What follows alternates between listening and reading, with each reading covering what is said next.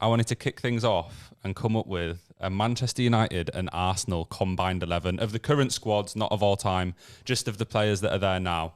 And we'll boot it off at goalkeeper. Onana. You're lying, man. You're actually lying. If you think Ramsdale's better than Onana, then we might as well just stop the Stop it now. Now, Onana so far looks like he's had a few clankers in him. Doesn't look 100% trustworthy. He's not fully settled. And Ramsdale's been doing it in the Prem for a couple of seasons you say now. that as if Ramsdale didn't have an absolute stinker last week for their first goal. Yeah, but it's the first time he's done that in a long while. I just think Onana's not proven enough. No, I mean, I've not seen enough of him, to be honest, but I don't. If I was picking a Premier League goalkeeper out of those two, it'd 100% be Ramsdale right now. At the moment, it probably would be, but he's only just settling in. Like he might have a clanger in him, but most like Ramsdale does as well. Definitely. Onana's Champions League final was a better game than Ramsdale's ever played, and that was against the treble. I mean, I know City eventually scored, but that's against treble-winning City, which is a Premier League opponent. And that game was better than anything Ramsdale's had in the Premier League in an Arsenal shirt. I'm not saying Onana's bad though. That's the thing. I just think he's not. I've not seen enough of him in the Prem to put him in that combined 11 yet. Yeah, but it's a combined 11 just as a team, not just what they've done in the Prem, I guess. So going off that and what Josh has said, I'd probably would go with Onana, but I'm not the biggest Ramsdale fan. Yeah. All right, I'll probably go Ramsdale right now. Well, it's 50-50, but I'll say we'll take the L on this one because there's probably ones I'm more passionate about. We'll put Onana in net. Right, let's move on to right back. For me, it's easily Ben White. It is. Come on, last season when it was his first season playing at right back, he was class all year. I'm taking Wan-Bissaka personally. Really? Yeah. I would go Wan-Bissaka as well. I think he's just a good defender. He can defend. I'm actually shocked by this one, you know. I love Ben White, don't get me wrong, because obviously we got promoted with us at Leeds, but I think Wan-Bissaka's improved so much, and like what he lacked attacking, like in an attacking sense before, he seems to have improved. Yeah. And he's great defensively. Yeah. The way he can almost nullify pretty much any left winger in world football is a credit to him. But I think Ben White did that last season whilst playing at right back, and I think he's a little bit better defensively as well. Like if I was having a defender in my team, I'd prefer to have him overall. I mean, I suppose it's because he's a bit more useful in other positions as well. He can play as a centre back, etc. But he's not, like you said, he did really well to say he's not naturally a right back, and I think purely because he's not naturally a right back, I'd go for Wan-Bissaka. Yeah, and I mean, like he is one of the big reasons that we won the Carabao Cup last year. The way that he came on in the second half after Dalot had been torched for 45 minutes by Alan St-Maximin. Wan-Bissaka comes on and St-Maximin just becomes irrelevant for the rest of the game. Mm-hmm. All right, well, I've lost that one. It's 3-1 anyway. So we've got Onana in net, Wan-Bissaka at right back. Let's go for the two centre backs. I think this is the easiest, probably the easiest one in the whole team, Saliba and Martinez. Yeah, I'd probably agree with that. I can't see how it is. Would anyone pick Varane or be tempted to pick Varane? I know he's been not as great at Manchester United, but not now. No, to be honest, that was my two as well. Saliba and Martinez. It's really easy. And then left back. I don't know. It's tough. The United fan in me wants to say Shaw, but I think it probably should be Zinchenko. Yeah. I prefer Shaw. I think Shaw's better. It's weird. I think Shaw's better, but he's too injury prone for me. He is, but Zinchenko's he's got a mistake in him all the time, Zinchenko. I think that's why City let him go as well, to be honest. I'd personally go Shaw, to be completely honest. I think I'd lean to Shaw, but I wouldn't be upset either way. I think Zinchenko's a better footballer, like overall, but maybe Shaw's a slightly better defender. Yeah. Do you know what I mean? Yeah. Well, who are we going for then? Because you've said, well, Zinchenko's probably better. You're saying Shaw. You're saying Shaw. I'll say Shaw as well then. Shit. This is right. So far, we've got majority Man United players. We've got Shaw, Martinez, and Onana in the team. And Wan-Bissaka. Onana was just what you've said to carry on with it, though. That was like level, wasn't it? Right? Yeah, true. But it's more... So far, the whole defence out of the 5 players we've got, there's only one Arsenal player in there. Sounds a bit sus nice. This has got to change. So I was thinking, I mean, we can do it in a couple of different ways, but I was thinking like 3 centre midfielders, 2 holding or 2 central midfielders and 1 attacking midfielder. For me, Rice is just a given. Yeah, go straight in. Like, you've got to have Rice in there. Rice, Ødegaard and Fernandes, probably. See, I don't know what... Would you have Casemiro? Would you have Partey? I'd have Rice definitely over Casemiro if it was between those two. So personally, I would have both. I would have Rice and Casemiro.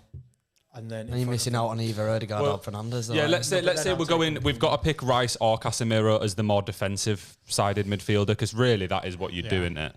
And I would probably edge towards Rice more because I'd be afraid that Casemiro would get a red card within the game. At this stage of his career, and that's what we're going off. We're not going off like how good he's been because he's been a brilliant player. But I think at this stage in his career, you would definitely have to go for Rice, wouldn't you? Yeah. I don't think it's definite. Well, I mean, the way that Casemiro came in last year, everyone said 70 million, what a waste of money. And he came in and his first few games, right, he looked suspect. But he actually changed United's whole season. Oh, yeah, he did. I Made mean, a difference. he scored the first goal in the Carabao Cup final. He completely changed our team, just gave us that CDM, which we'd been missing for a long time. So I'll say Rice, but I don't think it's like a definite 100%. Oh, no, it's not 100%. Rice. And I think, obviously, Rice, it's his first real season. I know, obviously, West Ham won the Conference League last year, but it's Rice's first season really doing it at the top level. He's always performed for England as well, so I'd expect him to continue doing well. But I would pick him over Casemiro just. So then if we move on to the centre mid, maybe the more box-to-box style centre mid. I know Rice kind of plays that role a little bit as well. But I think this one, if we're going this way, then this one's as simple as it comes. It's Partey. I don't think United have got anybody in that position that can really kind of compete with Partey, really, if I'm honest. So. And then the attacking midfielder, so you've got Odegaard, Mount, Fernandes.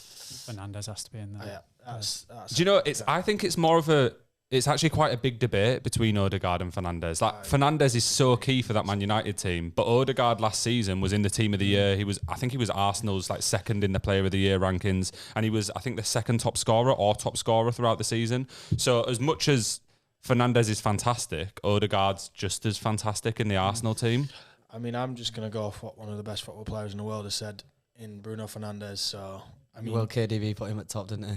Yeah. And he didn't even hesitate either. No, he didn't. No, he's a he great did player. it quite quick. And obviously, ballers no ball. So I think it's a tough choice, me, personally. I really like Odegaard. I do like Odegaard, but last year was his breakout year. Bruno's been doing it for years. He's been doing it since the second he came into United. It didn't take him long, did it? He just went straight into it. Straight into it. He's been scoring goals. Also, I mean, he broke Frank Lampard's record for most goals in a season by a midfielder. Yeah, fucking hell. Yeah, he is. He's a fantastic footballer, isn't he? But he's also on penalties, and Odegaard isn't. He is now. Well, he's done one this season, but before that, like he got loads of goals last year, and none of them were from penalties, which I think is a thing to take into account Lampard as well. was on penalties as well, wasn't he? Yeah, and I suppose in terms of that record, you've got to actually score the penalties anyway. Yeah, you want a good penalty taker. So far in the team, what have we got? We've got Onana in net, Martinez and Saliba at centre backs, Wan-Bissaka at right back, Shaw at left back, and then we've got a midfield trio of Rice, Partey, and Bruno Fernandes. So it's time to go on to the front three. And I think this is a pretty easy one as well, personally, anyway. We'll start on the right wing. Yeah, obviously Saka. Saka.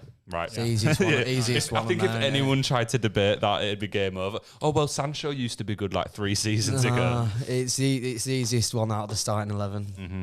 And then on to the left wing. Rashford. I'd go Rashford. Rashford over Martinelli? Yeah. Without a doubt. Yeah. Okay, I agree, but I'm saying, do I agree actually? I don't think it's as straight up as just like Rashford last season was fantastic, at least for periods of the season he was, but so is Martinelli. It's tough, you know. If it's for one game, if it's just for one game that they're playing, Rashford. But if it's for the long term, you're obviously going to go Martinelli because he's a couple of years younger, and I think he has a higher ceiling potentially. Yeah. But for this, what we're doing, I'd definitely stick with Rash on the left. And then up top, I swear to God, Josh, if you say Højlund. I can't say Højlund because I ain't seen him. He's not kicked a ball in Premier League yet. So, but I also, do you know what? I don't know whether I'd go Jesus. I'd be tempted to go Nketiah. Oh, really? I'd go Jesus. I would. I just don't know with Jesus, and I've never really been 100% on him.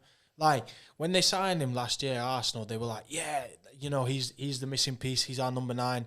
But when he was at City, when he was starting for City, nobody said City had a striker. Yeah, true. Then he goes to Arsenal, and now Arsenal have got their striker, so it's a bit like. But that says a lot about what City have actually got. I know it's different levels, but it's like if he was, that guy, then at least, even if he wasn't good enough for City, which a lot of players aren't, they would have at least said, well, we need a number 9 because our current number 9 isn't good enough. Yeah. They all just said, we don't have a 9. Yeah, City didn't really sign a replacement. Well, I mean, that's the Haaland, didn't it? They brought in Haaland. It was more, Jesus was more in that centre-forward role, whereas they changed the system to fit around Haaland. Yeah. So it was a completely different signing. But I must admit, when I was coming up with this list, I didn't think anyone would give Eddie Nketiah a shout. No, he's still young, isn't he? But he could be a player, but he doesn't seem to have that X factor, does he? He's not a striker I see leading a line for a team that wants to be challenging for a title, and he's just not. I don't think he's that guy. Yeah, not yet. Anyway, I mean, he's got potential to be good, but I just don't really think he's that guy. Well, I think that's the front three lockdown, though. I'm guessing everyone's saying Jesus. No one's going to say Højlund. I'm going. Well, I will next year. No. See, maybe for return fixture, you never know. After he's got a few games under his belt. I like Eddie. Obviously, he was at Leeds for a little while as well, and he did quite well with us. Like, I know it was tough under the Bielsa period for him because he didn't manage to start many games, but he looked like a good player, and I think he's a player that will continue to do well. He's got talent, definitely, and he's going to develop more. But as it stands at the moment, need to go for Jesus. Personally, I would.